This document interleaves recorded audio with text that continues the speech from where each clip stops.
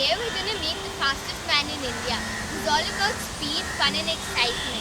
He's achieved what very few men can. Let's meet India's pride, the Formula One racer, Armaan Ebrahim.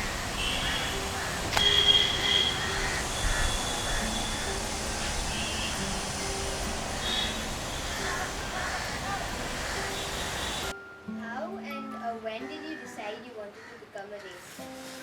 It was never planned that I was going to become a racer. It was actually when I was 13, my dad said, I'm going to Bangalore, there's this training program happening, some performance carts are coming down to India for the first time, the Malaysian guys are bringing them down. These Malaysians who came down, who brought the carts down, were interested in me and they came up to me and said, are you interested in coming to Malaysia and I'll train you as long as you work with me through your summer holidays and things like that. So, I said, yeah, it's good. It sounds good. I'll get you to go and race karts, how much, for free basically. I didn't realize the work part, but I was like, I went that summer and I actually ended up work at the workshop, but, and he taught me basically the ins and outs of fixing a go-kart, so basically be a mechanic through the week, the workshop through the week, and then he would train me and then get me to race all the various championships that were there. So that's how it started, and initially it was just see where it goes, kind of a thing. I started doing well there. I started winning races, and that's when we decided, okay, let's take it one step further and just see where things go. And the following year, I won the National Racing and Karting Championship, as well as finishing third in the Asian Karting Championship as well. And after winning the National Racing Championship that same year, I decided, okay, now, I got my first sponsor on board. I decided, okay, now let me take it as a career. And even though I was really young, but at least I had the support of my family and JK, who still support me till today, so I had their support. And we went one step further, went internationally, and the rest, has been history basically, going one level after another and still making a career out of it. I've been racing now for just over 10 years, 11 years to be exact. Back in 2004, I won both the National Karting and National Racing Championships. Since then, I've moved abroad and raced abroad right through, representing India on various levels of competition. Well, this track, Marina Kart Arena, is very new. It's a real baby actually. It started only 10 days ago. See, I'm sitting in a go-kart, and these are the recreational go-karts which people can come and use on a daily basis.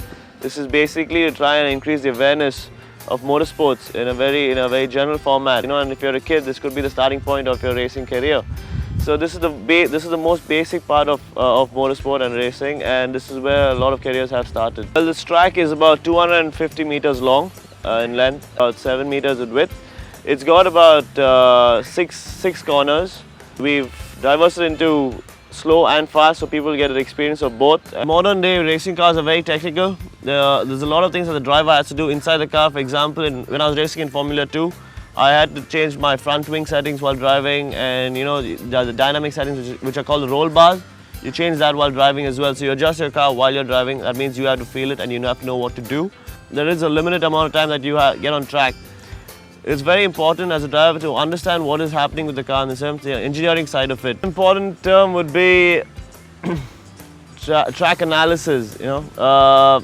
For example, when you turn up at a new track, and you look at it, and to the bare eye, everything looks the same. But when you walk it, and because you only have limited time to drive, your practice only limited to 1 or 2 hours. So within 3 laps, you're supposed to learn the track and understand what the car is doing, the dynamics of the car, and then be able to explain it to your engineer. So the best way to understand the track is by studying it before you even get there. So, for example, if there is a 90-degree right-hander, to keep it simple, if it's just leveled, then okay, it's quite simple. But if there's a gradient, they call it camber. Then that allows there to be more grip to the car, because your tires work better at a gradient. So things like that are the technical areas where the driver makes a difference to the engineer or the team when he gets to a new venue. I've been fortunate enough to be able to race pretty much all over the world so far. I mean, I've raced in Asia, all over Asia, in America, in Europe and whatnot. So my favorite overall track would be Spa-Francorchamps, which is in Belgium. Why I love it? Because it's about 6.9 to 7 kilometers long. It's got various gradients. You go up there's one corner which you're completely flat out, doing about 300 kilometers, but you're going like 4 stories up. It's that high, and you go through the forest, and so at one point of time, half the track will be wet because it's raining at one area, and half the track will be dry, so it's very challenging. but it's really beautiful as well to drive on. And every driver you ask, every time he gets it right, there's always a smile on his face, you know. So every time I've driven there and things have gone well, you know, and you get it right, you get 7 kilometers right all the time for like 1.5 to 2 hours, it really brings out a smile on your face. I think a lot of people undermine the fact that, you know, they think racing is just sitting in a car and just driving like a normal road car, but I think it's one of the most physical sports that your body endures because one, the distance is a lot. You're driving for about minimum 1.5 hours, you know, and you're going through about 4 to 5 Gs at least through every corner for that 1 hour, and that's what a fighter pilot goes through when he takes off and lands. But we're going through the whole race, so you know your body goes through tremendous amount of forces. So your whole body works, whether your cardiovascular and your strength both are working continuously, and you can't be too big as well. You got to keep yourself agile. In India, motorsport is still growing. It's kind of new in India, and you know, it's not. Whereas I mean, for example, in Europe and UK, it's like what cricket is here. It's, you know, it's part of life, you know. Whereas here, it's something different. I mean, it's only now that the government is starting to look at it as a sport. So that is one challenge. Two, obviously, it is an expensive sport, and to get funding is very difficult, especially not if you're not a multi-millionaire. But apart from that, it's finding sponsors and, you know, trying to explain to companies, corporates in India who do not understand it, how they can actually gain from it, and what pluses there are for them if they try and sponsor you and try to help you grow in the sport and reach the highest level. So that is one major challenge that a lot of drivers face, and I personally have faced all my career. But as long as you're willing to give it all, you should try to break that and try to overcome that.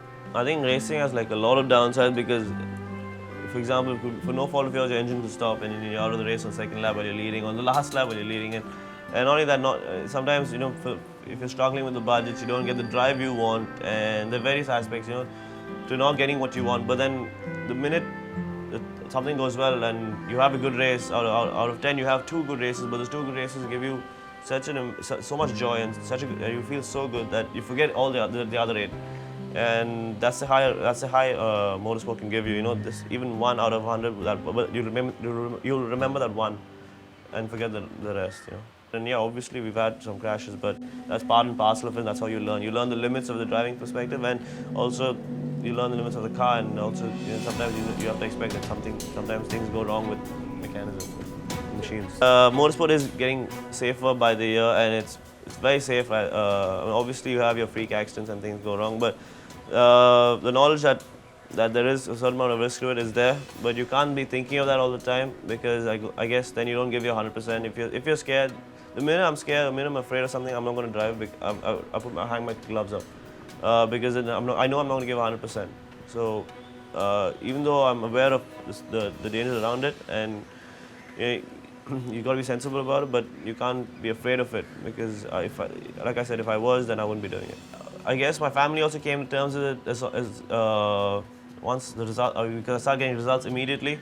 So I'm very thankful for that. I mean, in the first 2 years, whatever I did, I was winning, you know, and so I think they came to terms with that quite easily because, again, it was not like, oh, I'm going to build up to it. I entered and I started winning straight away. For example, I entered the national racing and karting championship when I was 14, and yeah, I won it in my first year. So that made things a little easier in their perspective. So they came to terms with it. Obviously, as long as the foundation is strong, then you don't care what everyone else thinks and if anyone else says no, it doesn't matter as long as the core strength is there. Whether it's racing or whatever field you're getting into, I mean, it's very easy to say, okay, you're passionate about it, but you also have to love it and be realistic about it, you know, and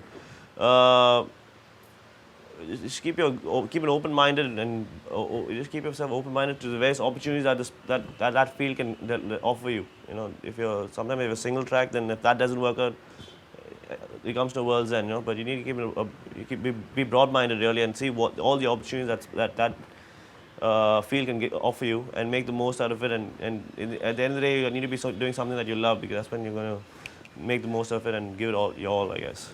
Okay, thank you so much for the lovely time. Good luck with everything.